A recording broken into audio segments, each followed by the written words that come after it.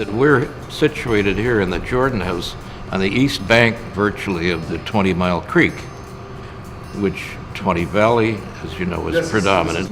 Yeah, they measured what they thought because they traveled along the lake by boat. That's the only way to travel when it was all trees. Yeah, and so they sort of, there's a 4 Mile Creek, which goes through Virgil, and then there's 10 Mile Creek, which is now the Welland Canal. They just blew the canal right up the creek. And then there was the 12 Mile Creek, which is Port Dalhousie, the 20 at Jordan, the 30 just west of Beamsville, and the 40 at Grimsby. So whether the distances were right, it doesn't matter. That's how they designated it. And those names stuck. The 12 Mile Creek is where they had the Henley Regatta. The rowing regatta down in Port Dalhousie, that's the 12 Mile Creek. Then this out here became the Queenston Grimsby Stone Road.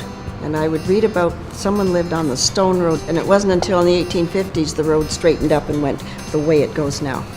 Keep clearing the land. Not very straight. No, but they wound through. It was someone who owned that property paid to have it that go down Really? on theirs. Yeah, that's what I read. And it's still a winding road because it was an Indian trail. So Yeah. if you follow it from here to St. Catharines or to Niagara, it's all winding and twisting. But Well, that's to follow the escarpment. In the valley.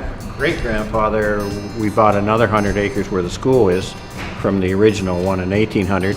Bought another 100 acres up where the school is now, across number 8 or whatever it was called back in 1900. And my great-grandfather bought that Ephraim, and he wanted to get off the mud road, which is Maple Grove, which is all mud, to the Stone Road, which is the Queenston, Niagara, or the number 8 highway. So that's why he bought another 100 acres off of Henry and built a house up on number 8 highway, east of Maple Grove School. Yeah. That's what my grandfather always told me anyway. So, so I'm just relating stories, kind of trying to remember what grandpa, yeah. Up the 20 Mile Creek up at Balls Falls, they had a community called Glen Elgin, and they had a mill there where they ground grain, and the boats, the schooners coming in up the 20 Mile Creek, came right in through Jordan Harbor, and they came up to where the road goes across the bottom that Ruth was talking about, and they would come up to the Jordan House to refresh themselves while the grain was being ground up in Balls Falls. And then it would come down and be loaded on the schooners, and they would go out to the world.